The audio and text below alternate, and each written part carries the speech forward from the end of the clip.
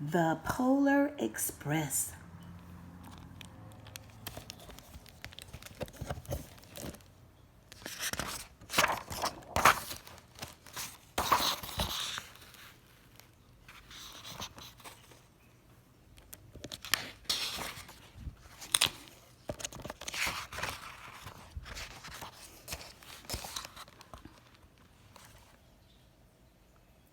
On Christmas Eve, many years ago, I lay quietly in my bed.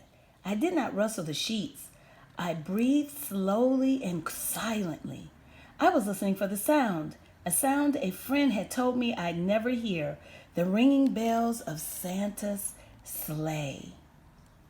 There is no Santa, my friend had insisted, but I knew he was wrong. Late that night, I did hear the sounds, though not of ringing bells. From outside came the sounds of hissing steam and squeaking metal. I looked through my window and saw a train standing perfectly still in front of my house.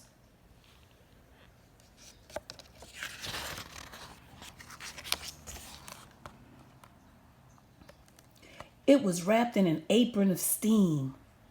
Snowflakes fell lightly around it. A conductor stood at the open door of one of the cars. He took a large pocket watch from his vest and looked up at my window. I put on my slippers and robe. I tiptoed downstairs and out the door. "All aboard!" the conductor cried out.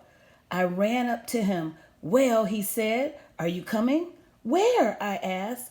"Why, to the North Pole, of course," was his answer. "This is the Polar Express." I took his outstretched hand and he pulled me aboard.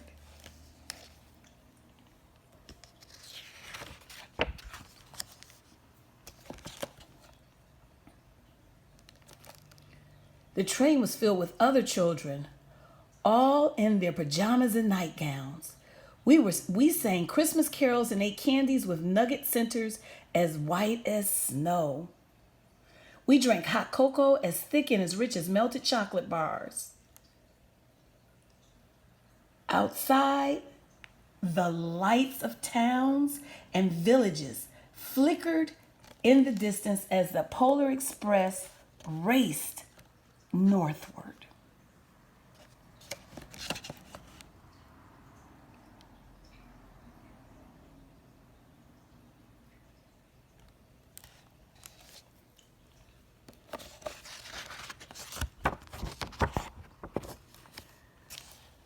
Soon there were no more lights to be seen. We traveled through a cold, dark forest where lean wolves roamed and white-tailed rabbits hid from our train as it thundered through the quiet wilderness.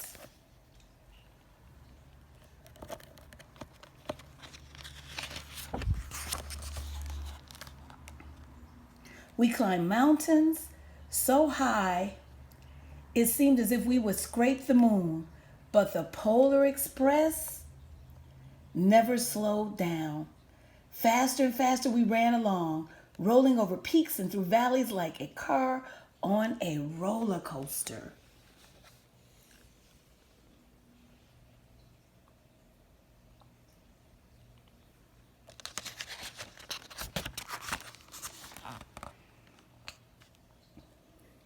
The mountains turned into hills, the hills to snow-covered plains.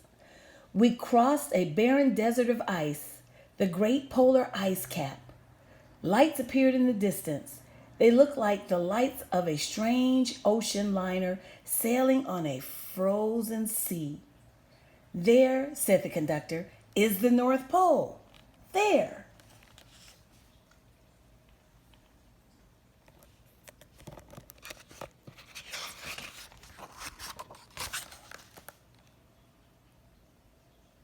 The North Pole. It was a huge city standing alone at the top of the world, filled with factories where every Christmas toy was made. At first we saw no elves. They are gathering at the center of the city, the conductor told us. "That is where Santa will give the first gift of Christmas." "Who receives the first gift?" we all asked.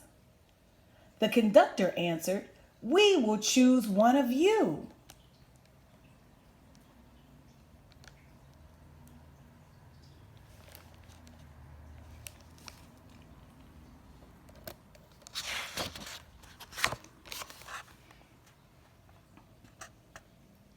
Look, shouted one of the children, the elves. Outside, we saw hundreds of elves. As our train drew closer to the center of the North Pole, we slowed to a crawl. So crowded were the streets with Santa's helpers, even the Polar Express could go no further. We stopped and the conductor let us outside.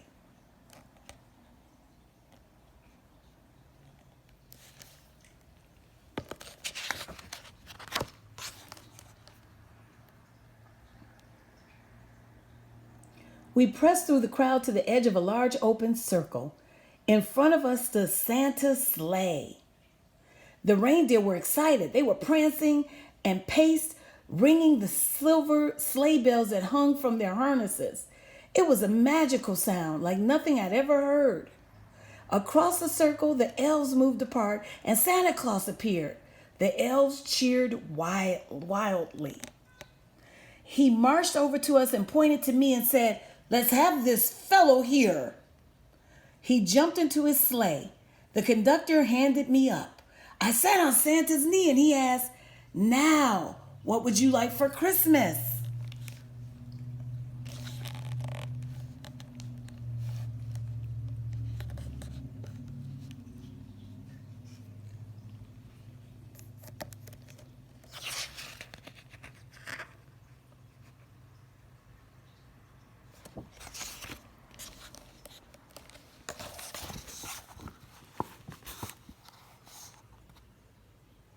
I knew that I could have any gift I could imagine, but the thing I wanted most for Christmas was not inside Santa's giant bag.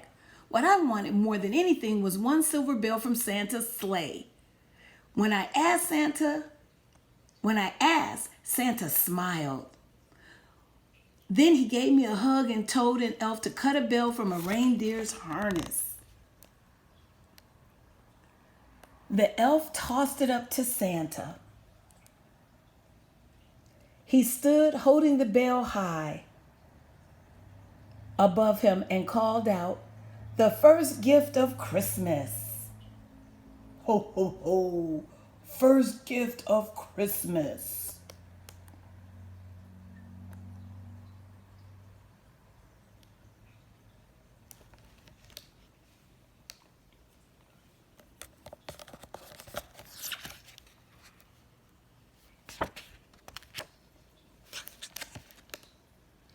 A clock struck midnight as the elves roared their approval. Santa handed the bell to me and I put it in my bathrobe pocket. The conductor helped me down from the sleigh. Santa shouted out the reindeers' names and cracked the whip.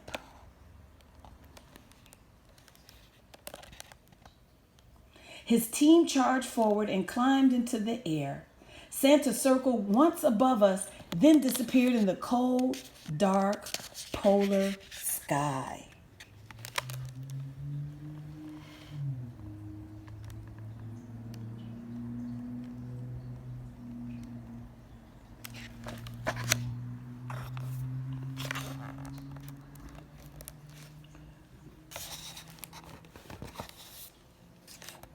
As soon as we were back inside the Polar Express, the other children asked to see the bell.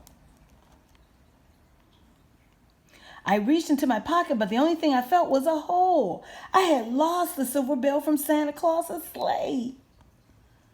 "Let's hurry outside and look for it," one of the children said, but the train gave a sudden lurch and started moving. We were on our way home.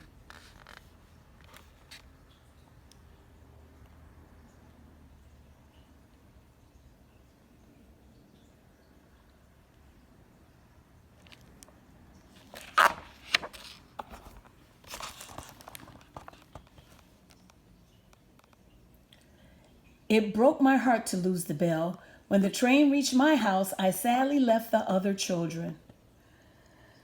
I stood at my doorway and waved goodbye. The conductor said something from the moving train, but I couldn't hear him. "What?" I yelled out. He cupped his hands around his mouth. "Merry Christmas," he shouted. The Polar Express let out a loud blast from its whistle and sped away.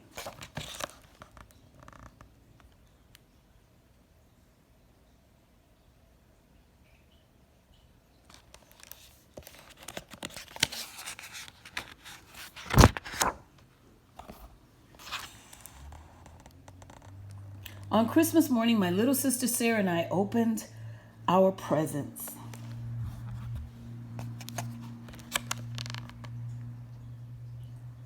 When it looked as if everything had been unwrapped, Sarah found one last small box behind the tree. It had my name on it. Inside was the silver bell. There was a note. Found this on the seat of my sleigh. Fix that hole in your pocket. Signed, Mr. C. I shook the bell. It made the most beautiful sound my sister and I had ever heard. But my mother said, "Oh, that's too bad." "Yes," said my father, "it's broken." When I'd shaken the bell, my parents had not heard a sound.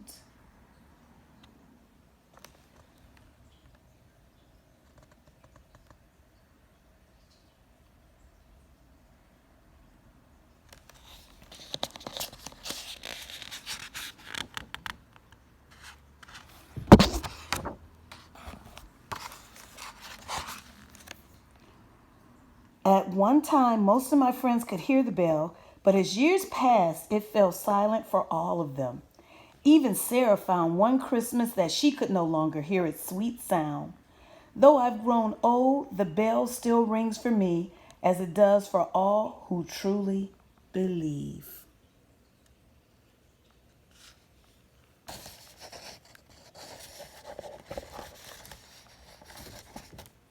The end.